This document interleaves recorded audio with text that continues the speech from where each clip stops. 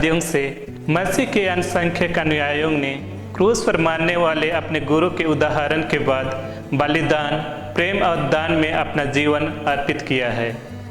यीशु ने अपने बलिदान के सर्वश्रेष्ठ कार्य से एक खास उदाहरण स्थापित किया है। आज भी कई ईसाई दुनिया के विभिन्न हिस्सों में अमानवीय यातना और शहादत को झेलते हैं। मैसूर में स्थित पालोटेन संस्थान इस एपिसोड को एक ऐसे शहीद को जो पोलिस पालोटाइन के फादर जोसेफ जानकोस्की की जीवनी से प्रस्तुत करती है। जोसेफ जानकोस्की का जन्म 17 नवंबर 1910 पोलैंड के जिस्कोवी में हुआ था और 20 नवंबर 1910 उन्होंने बपतिस्मा ग्रहण किया था।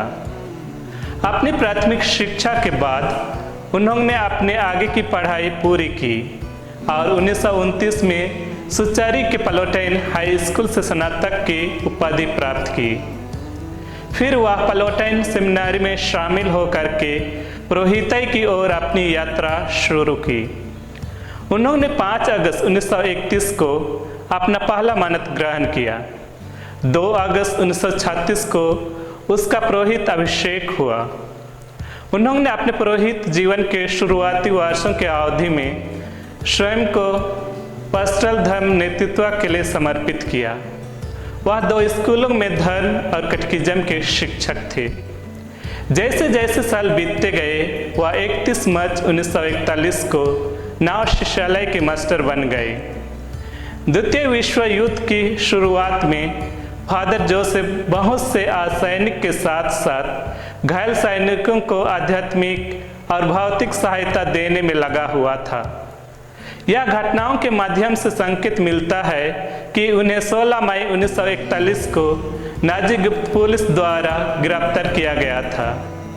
फिर उन्हें 16 अक्टूबर 1941 को ऑस्ट्रिच पर कंसंट्रेशन कैंप में भेज दिया गया, जहां उन्हें घोर यातना देकर मौत के घाट उतार दिया गया।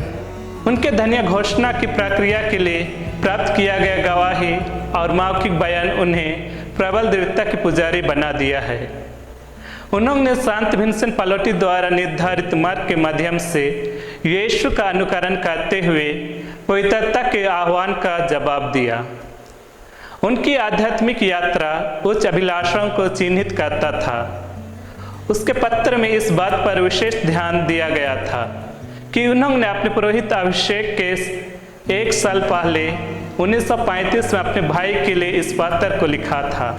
उन्होंने लिखा, मेरा आदर्श स्वाभाविक रूप से ईश्वर और मेरे पड़ोसी को स्वयं जैसे आलिंगन करना है। परमेश्वर का प्रेम उनमें प्रेमदायक शक्ति थी। वह अपने जीवन से भी अधिक कोमलता से परमेश्वर से प्रेम करना चाहता था। फादर जोसेफ की कुछ आध्यात्मिक नीति इस प्रकार थी कि उन्होंने यूखारिस्ट के लिए असीमित मूल्य और प्रेम का विकास किया। हमारी माता मरियम के लिए उनका कोमल प्रेम शानदार था। मरियम जो ईश्वर की माता के प्रति उनके समर्पण के कार्य में हम पढ़ते हैं, मरियम सबसे पवित्र कुंवारी, प्रेरितों की रानी, मेरी सबसे प्यारी माँ, मैं तुमसे प्यार करना चाहता हूँ। अब दिव्य प्रेम का माता हैं। मेरे हृदय को परमेश्वर के प्रेम से भर दीजिए। मुझे पवित्र आत्मा से भर दीजिए, जिस तरह आपने हमारे पवित्र संस्थापक विंसेंट पालोटी को भर दिए थे। मुझे विश्वास है कि आप मुझे बहुत सारे आत्माओं के साथ सौंपेंगे। मेरा जीवन नष्ट हो जाए ताकि आपका राज्य श्रेष्ठ हो। आपका सबसे प्यारा पुत्र यीशु इस संसार का शासक बने। वह एक पुरोहित थे जिन्होंने अपनी आध्यात्मिकता को अपने काम के साथ जोड़ा। गवाहों के एक मत से पास्टरल मिनिस्ट्री के लिए निरंतर जुनून को सबूत में रखा, जो ईश्वर के प्यार और अपने पड़ोसी के प्यार से फैल गया था। उन्होंने धार्मिकता की गहरी भावना पैदा की और जिम्मेदारी, विवेकपूर्ण, न्यायपूर्ण और खास करके जरूरतमंदों के प्रति नाजुक होने के लिए गंभीर प्रयास किए, जिसने उन्हें केंद्रीकरण शिविर में अपने जीवन के इस वीर बलिदान की सीमा तक पहुंचाया। फादर का पवित्र जीवन और आध्यात्मिकता उन 5 महीनों के दौरान ऑस्ट्रिच के केंद्रीकरण शिविर के जगह में दिखाई दे रहे थे, जहां कड़ी मेहनत, भूखमरी और अपमान थी। फादर जोसेफ ने कई शारीरिक तपस्याओं और यातनाओं का सामना किया।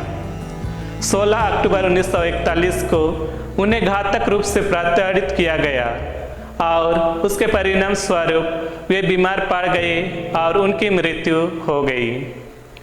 तब उनकी उम्र करीब 31 साल की थी। फादर कॉनराड सजवेदा घटनाओं के कारण को खोलकर निश्चित करते हैं कि खून के खून में पड़ा हुआ और आधा मरा हुआ पाए गए। उसने ठीक होने के कुछ संकेत दिखाए, लेकिन एक दिन बाद जब मैं वहां गया तो फादर जोसेफ पहले ही मार चुका था। मुझे नहीं पता कि वह गंभीर शारीरिक यातना से मरा या अंत में उसे कोई घातक इंजेक्शन दिया गया। शिविर में ये बातें अक्सर होती रहती थी। कई गवाहों ने गवाही दी कि फादर जोसेफ ने एक से अधिक बार घोषित किया था कि वह मसीह के विश्वास के लिए अपना जीवन बलिदान करने के लिए हमेशा तैयार हैं।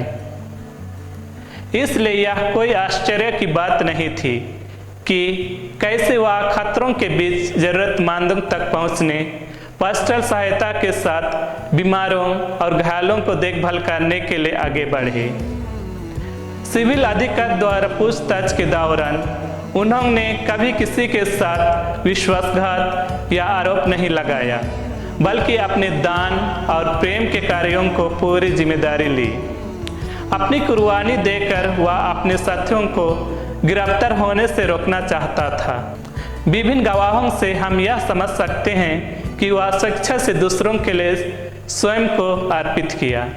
जेल कैदी जो फादर जोसेफ के वीर जीवन का साक्षी बने, वे यीशु के शब्दों का अर्थ समझ गए थे कि अपने दोस्तों के लिए अपना जीवन देना उससे बड़ा कोई प्यार नहीं है। पोप जॉन पॉल द्वितीय ने 13 जून 1999 को पोलैंड के वार्सा चर्च के अन्य 107 शहीदों के साथ फादर जोसेफ जानकोस्की को धन्य घोषित किया। चर्च पिता तर्तुल्यन ने कहा, शहीदों का खून चर्च का बीज है। यह हमारा आशा है कि धन्य जोसेफ जानकोस्की का साहस और दृढ़ विश्वास हम सभी को चुनौतीपूर्ण परिस्थितियों का सामना करने के लिए प्रेरित करता रहेगा और आज हमें जरूरतमंद भाइयों और बहनों को सांत्वना देने वाली सहायता लाने के लिए अपने जीवन को जोखिम में डालने के लिए आह्वान करता है। धन्य जोसेफ जानकोस्की का बलिदान कई अन्य लोगों को मसीह के पास आने के लिए प्रेरित करे। धन्यवाद।